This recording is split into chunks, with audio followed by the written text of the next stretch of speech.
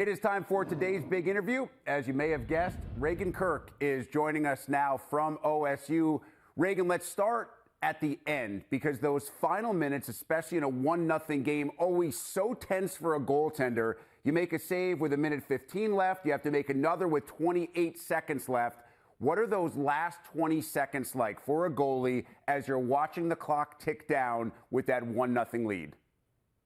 Yeah, I think the last 7 minutes once Joy scored were probably the longest 7 minutes of my life. But you just try to bear down, and we played really great defense the whole game, but especially after Joy scored.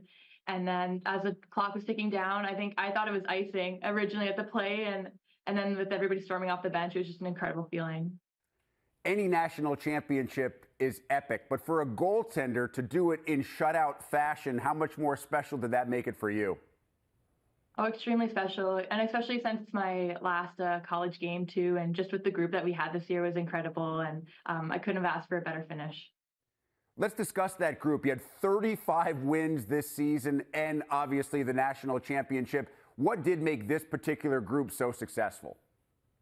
I just think how everybody bought in, even with a lot of transfers and a lot of people who had never been at that Frozen Four stage yet. I think we all knew, especially after that Friday game going into Sunday, that we were going to win this thing and we were going to get it done, and nobody had any doubt. And we just worked so hard all year, and we were #1 for a reason. I mentioned this meeting with Wisconsin was the 6th time that you guys had faced off over the course of the year, 4 in the regular season, 1 in the conference tournament, and then again in the national championship game. How much did that fuel what this rivalry has become between these two programs?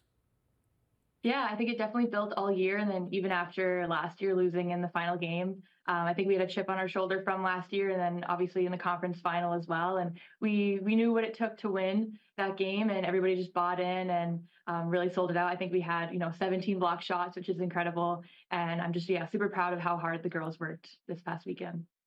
The most well-attended national championship game, I believe, in women's hockey history. How would you describe the environment in Durham when you guys were able to take it home? Yeah, we had definitely a lot of Ohio fans too, which was incredible. I think it was the 3rd highest attendance record since 2006, probably. I think just the environment, and both bands were there too, so they were battling it out. And you couldn't hear yourself think a few times, but it was just incredible, and we feed off that energy as well. So it helped us, I think.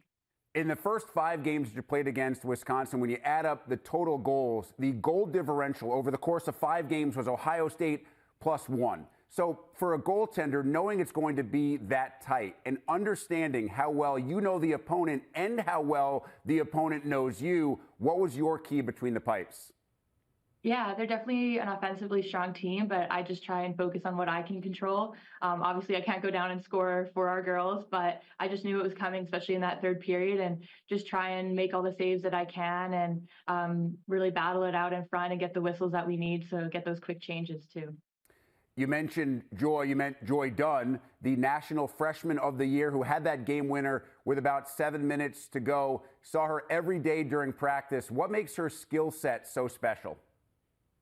I think just the work that she puts in. She comes to goalie world, she's constantly working on that shot, and the size she has too. She's just really going to do great things for this program, and I'm excited to follow along and see all the great things she's going to do.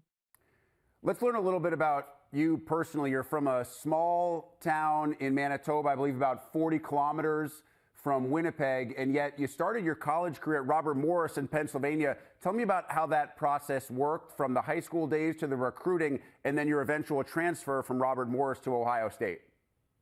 Yeah, so I played for the East Van Selects back home in Manitoba. I didn't really have many offers out of high school. I think Robert Morris is really probably my only Division I offer, and I was extremely excited to just get the chance to play Division I hockey, and played 2 years there before the program got cut, unfortunately, and then had to enter the transfer portal. And strong believer that everything happens for a reason, and I wouldn't be here without the support I've had back home, and then also with my time at Robert Morris. Obviously, you're also willing to come in a year ago and bide your time, appearing in only a handful of games. What was that year like for you in terms of learning Coach Muzzerall's process and developing yourself into the goaltender that you eventually became? Yeah, I knew it was going to be a process, and they had really great goaltending here, and I was going to have to really showcase myself and work hard day in and day out on and off the ice. And the support I've had from the coaching staff and the team has been incredible. And I think I really just proved myself this year and just ran with it. And the girls trusted me, and I had confidence in them. They had confidence in me, and that makes a huge difference. Now, you share your hometown, St. Anne, with one of Team Canada's all-time greatest, and the woman who you list on your bio as your all-time favorite athlete, Bailey Bram, who, after playing for Canada, went into coaching and actually became the first ever full-time female coach in the AHL. Any interest for you in eventually going down that coaching route?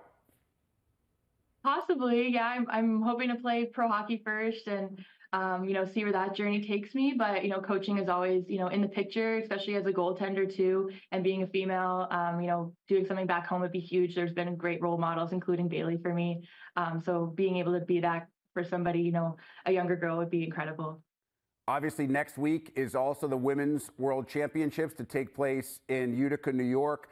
You won gold and you were the MVP at the U18s about 5 years ago. So I know you're very dialed into what Team Canada is going to be doing. What are you going to be doing during the week that they're playing in Utica? Yeah, we'll definitely be watching and supporting. We have quite a few Buckeyes that are, trying out for those positions right now. They had to leave pretty much 2 days after the national championship game. We're so excited for them. I will definitely be cheering for Canada, but obviously have a soft spot for the Buckeyes too. So what exactly is next for you? Obviously, you've played your final college game, getting ready to finish up in Columbus. What's Raygan Kirk's next step? Definitely graduating first in May, and then hopefully, declaring in the draft sometime soon, and hoping to be a small part of that journey, and just how much success they've had this year. I know it's continued to grow, and just the fact that I can say that I'm going to hopefully declare is incredible. So yeah, really excited for next steps.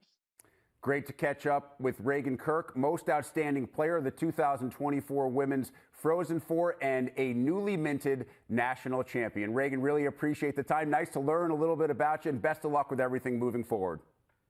Thank you so much.